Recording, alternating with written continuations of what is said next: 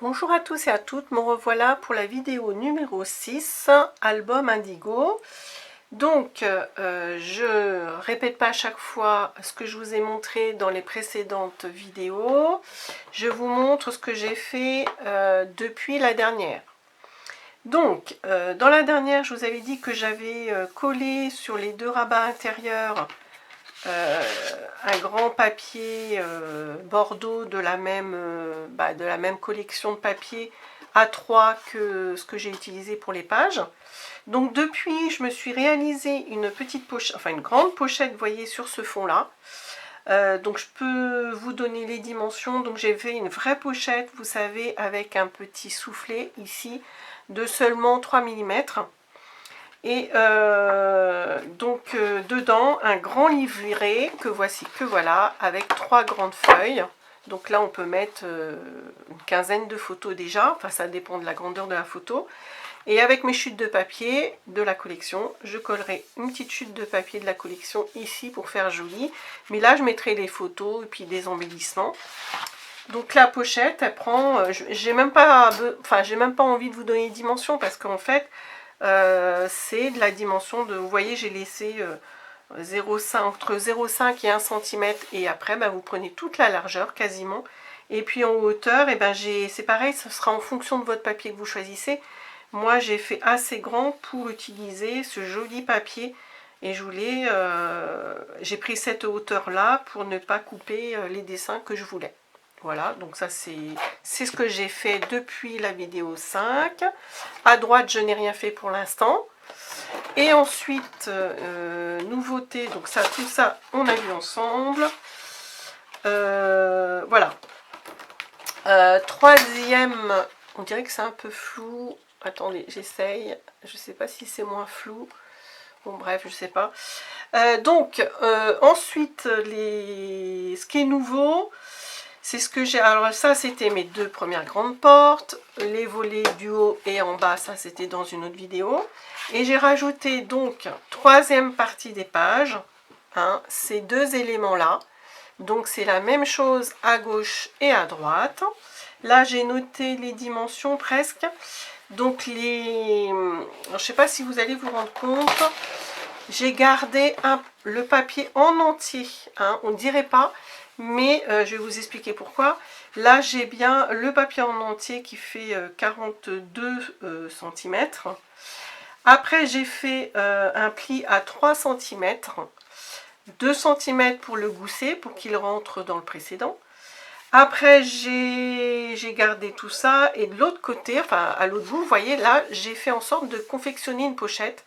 Donc, j'ai fait un pli à 1 cm seulement pour faire le pli de la pochette et à 8,5. Comme ça, ça me fait cette pochette-là.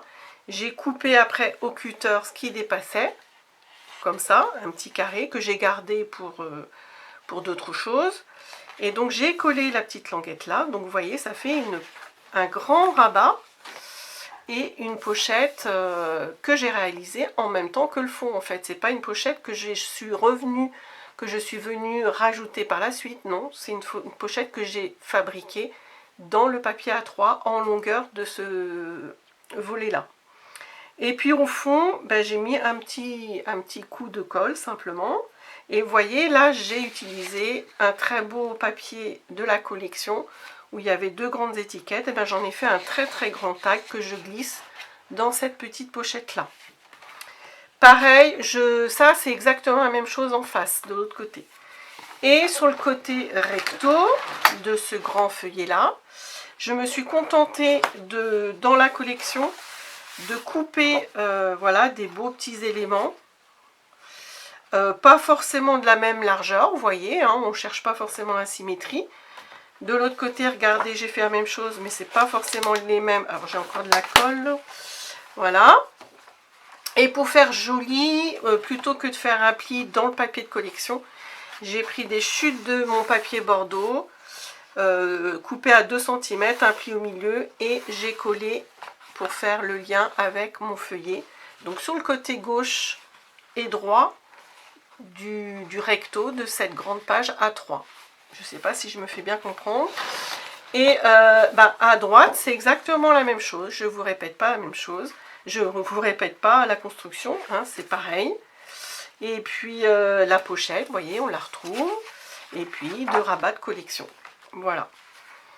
Pour l'instant, je ne mets pas d'autres papiers décor. Hein, je mets vraiment des éléments comme ça de la collection quand je trouve que c'est vraiment nécessaire par rapport à la construction de ma page.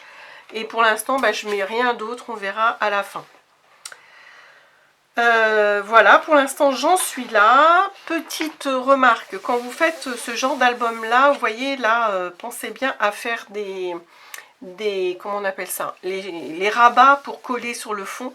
Vous voyez, je ne les fais pas tous de la même largeur, parce que après sinon si vous faites, je sais pas moi, 3-4 rabats comme ça à la suite en épaisseur, ça va vous faire vraiment très très épais.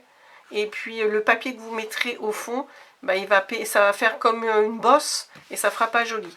Donc moi, vous voyez là, j'ai fait 1 cm, un peu plus d'1 centimètre d'écart. Le suivant, parce qu'il va y en avoir encore, hein, là j'ai mon dernier gousset, il fait 2 cm. Donc là, je suis en train de réfléchir à ce que je vais mettre en 4e partie. Ce que j'appelle 4e partie, c'est ça marche par 2 à chaque fois.